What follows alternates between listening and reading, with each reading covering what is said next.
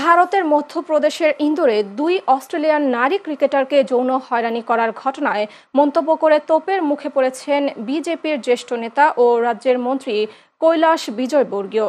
রোববার এনডিটিভিকে কৈলাস বিজয়বর্গীয় বলেন, খেলোয়াড়রা যে জনপ্রিয় সেটা তারা অনেক সময় বুঝতে পারেন না। খেলোয়াড়দের সতর্ক থাকা উচিত।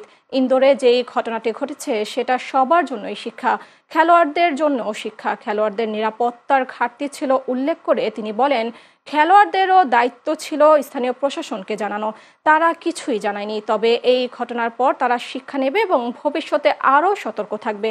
এই কথা বলার পর সমালোচনার মুখে পড়ে গেছেন বিজেপির এই বর্ষীয়ান নেতা। তার এই বক্তব্যকে নারী বিদ্বেষী বলেও আখ্যা দেওয়া হচ্ছে সামাজিক যোগাযোগ মাধ্যমে। বৃহস্পতিবার সকালে অস্ট্রেলিয়ান দুই ক্রিকেটার হোটেল থেকে একটি ক্যাফেতে যাচ্ছিলেন।